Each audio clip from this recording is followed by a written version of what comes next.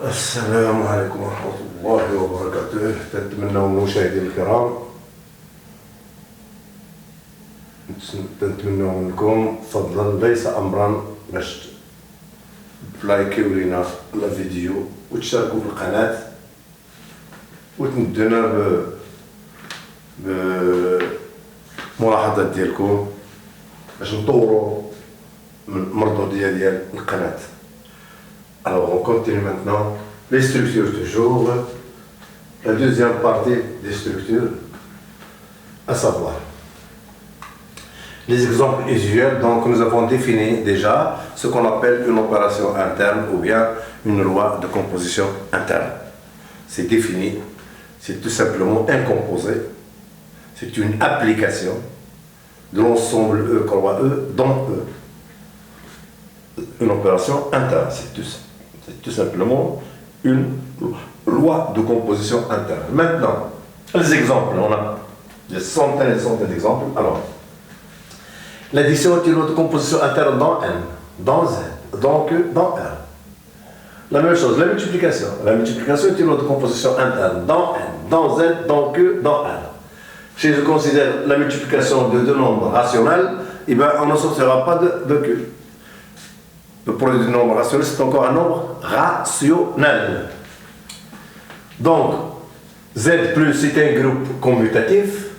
Q plus, c'est un groupe commutatif, c'est-à-dire cette loi-là, elle est commutative, elle est associative, elle a un élément neutre 0. Tout élément est symétrisable pour la loi plus. De la même manière pour Q, donc Q plus est un groupe commutatif, R plus encore est un groupe commutatif. Alors maintenant, on va partir à la partie 2, partie stable d'un ensemble E muni de l'opération interne. Un ensemble muni d'une loi de composition interne. Alors, exemple, je considère S égale l'ensemble des nombres qui s'écrivent sous la forme A plus B racine de 2. Avec A et B, ce sont deux entiers relatifs. Alors, première question, montrer que S n'est pas vide. Deuxième question, déterminer deux éléments de S.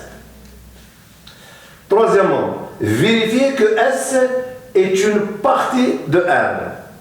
C'est-à-dire S est inclus dans S, c'est-à-dire S est une partie de R. Quatrièmement, démontrer que la multiplication est une opération interne dans S, c'est-à-dire la multiplication est une loi de composition interne dans S. Si c'est démontré, eh bien nous dirons que S est une partie stable pour la loi de composition multipliée. Donc, on commence par le commencement. Alors, on va démontrer qu'effectivement, que quoi? Que S n'est pas vide. Alors, j'efface.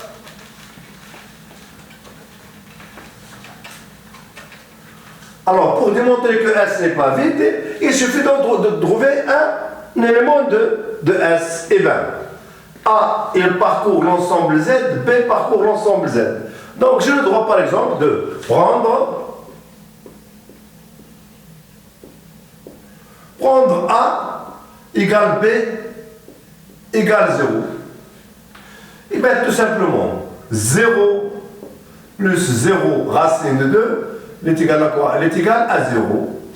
Et bien, de point, si vous voulez, 0, c'est un élément de quoi? De S.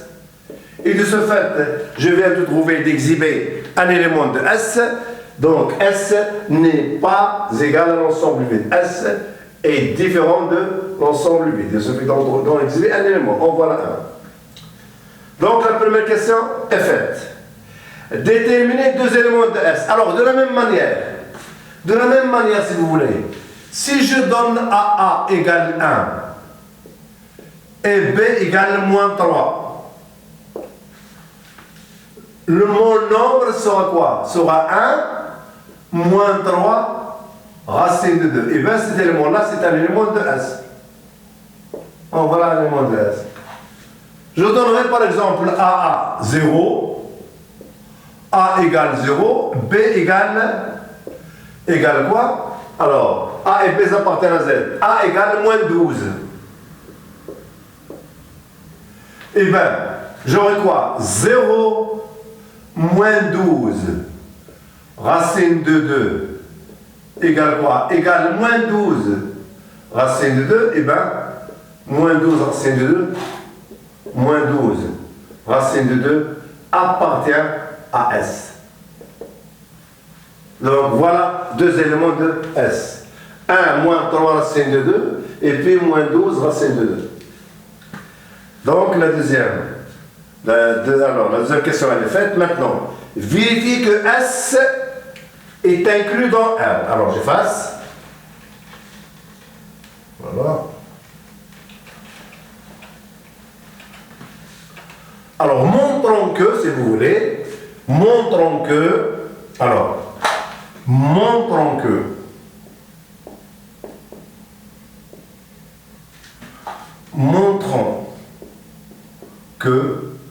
S est une partie de quoi? De R. Voilà. Alors, pour démontrer que S est une partie de R, il faut démontrer que tout élément de S est encore un élément de quoi? De R. Donc, je vais considérer un Y, si vous voulez, un élément. Soit, si vous voulez, soit Y, un élément de S. Montrons que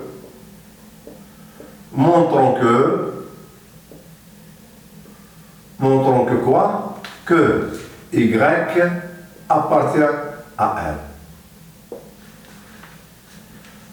Alors, Y appartient à S, signifie quoi? Signifie qu'il existe deux entiers relatifs A et B, tels que Y égale A plus B racine de 2. Donc, si vous voulez, Y appartient à S, implique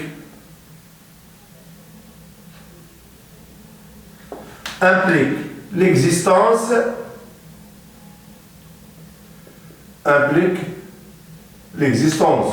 de deux entiers relatifs de deux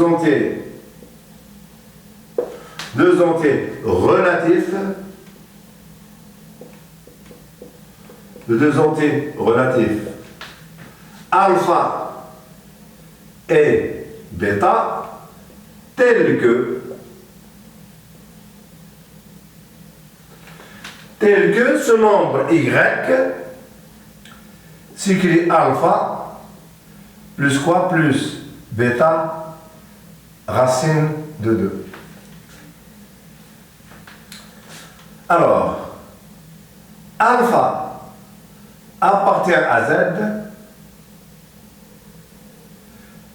et Z est une partie de R, donc alpha appartient à R. De la même manière, bêta appartient à Z et Z est inclus dans R, donc si vous voulez, bêta appartient à R. Alors j'efface ici. Alors j'ai bêta appartient à R. Bêta appartient à R. Et racine de 2 appartient à R. La multiplication est une loi de composition interne dans R. Alors ceci implique, si vous voulez, implique quoi? Bêta racine de 2 appartient à R. Pourquoi j'ai dit? Parce que quoi? La multiplication est une opération interne. La multiplication est une opération interne. Interne dans quoi? Dans R. Alors maintenant, alpha appartient à R. Alpha appartient à R.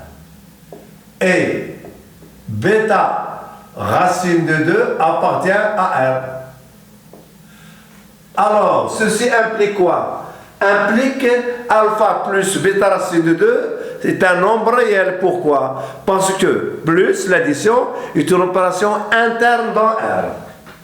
Alors, ceci implique, si vous voulez, implique alpha plus bêta racine de 2 appartient à R. Pourquoi? Parce que tout simplement, l'addition est une opération interne dans R. Et pour finir, ce fameux alpha plus bêta y racine de 2, c'est quoi? C'est y. Donc, conclusion, y appartient à quoi? Appartient à R. Donc, on vient de démontrer qu'effectivement, S est inclus dans quoi? Dans R. Voilà. Alors maintenant, cette question-là, elle est faite. Alors, maintenant, la dernière question. La dernière question, alors, démontrer que la multiplication est une opération interne dans S. Démontrer que la multiplication est une opération interne dans quoi? Dans S. Alors, j'efface le titre. Alors, donc, pour démontrer que la multiplication est une opération interne, alors il faut démontrer que quoi? Que la multiplication est une application de S au carré dans S, c'est-à-dire montrons que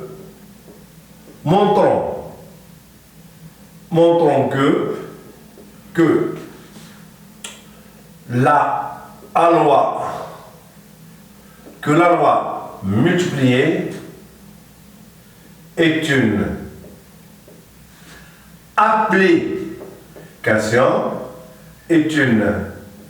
application de quoi?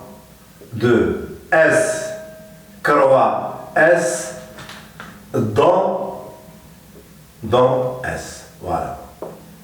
Voilà ce qu'il fallait démontrer. Donc, on va considérer deux éléments de S. Et on va effectuer leur produit et voir est-ce que ce produit-là est régi par la même nature des éléments de S. Donc, soit, si vous voulez, soit X élément de S, et soit Y élément de S. Montrons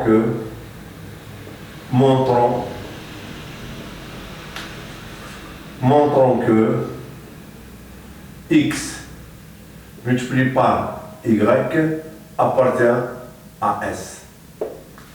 Pour que la loi multipliée soit une opération interne dans S. Alors, pour ce X qui appartient à S, il existe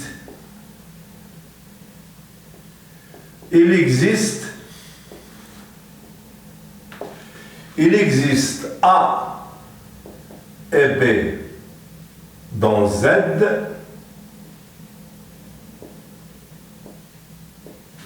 tel que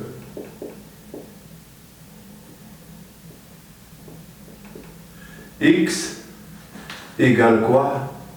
Égale A plus B racine de 2. De même, Y appartient à S. Alors, il existe,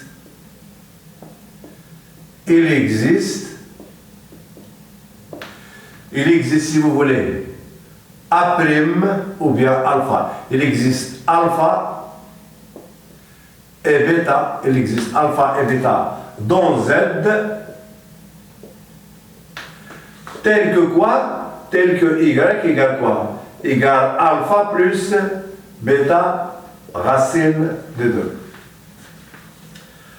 Alors maintenant, on va calculer X multiplié par Y.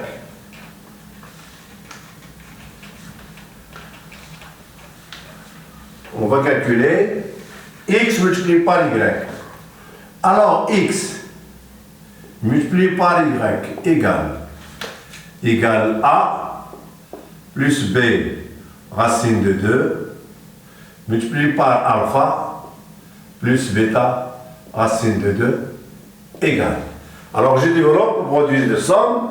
Donc ça va me donner quoi? Ça va me donner a alpha plus quoi? Plus a bêta racine de 2 plus b alpha racine de 2 plus 2b bêta égale, si vous voulez, ordonnons un petit peu l'écriture. Donc ça va donner quoi? A alpha plus quoi? Plus 2b bêta, si vous voulez, plus a bêta plus b alpha, le tout multiplié par racine de 2. Alors, a est un entier relatif, alpha entier relatif, 2 entiers relatifs, b entier relatif, bêta entier relatif. L'addition et la multiplication dans Z sont deux opérations internes commutatives. Donc, et ce sont des lois internes. Donc déjà, je pose. Alors, je pose, si vous voulez, A alpha plus 2b bêta égale grand X. Et quoi encore? Et si vous voulez, et A bêta plus b alpha égale grand Y. Alors, grand Y, alors X appartient à Z, grand Y appartient à Z. Pourquoi?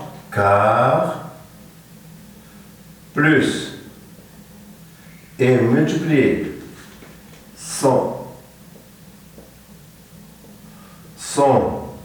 deux opérations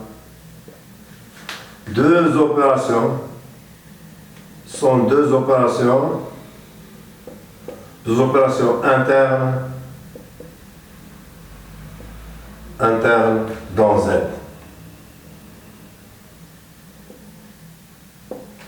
Voilà.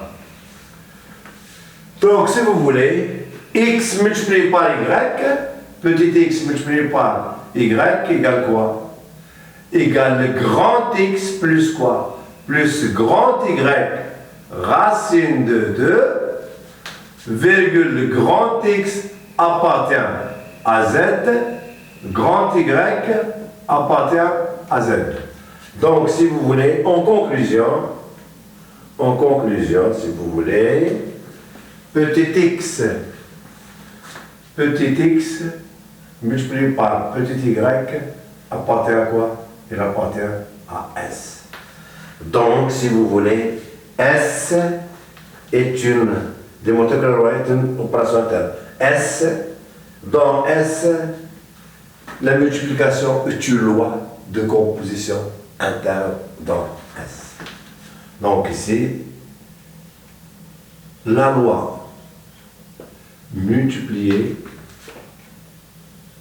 est une loi de composition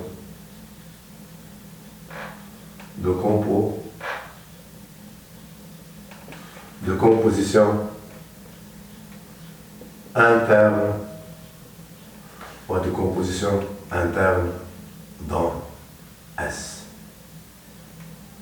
Donc, si vous voulez, nous disons que S est une partie stable pour la loi multipliée. S est une partie stable pour l'opération interne multipliée. S est une partie. Alors, S est une partie stable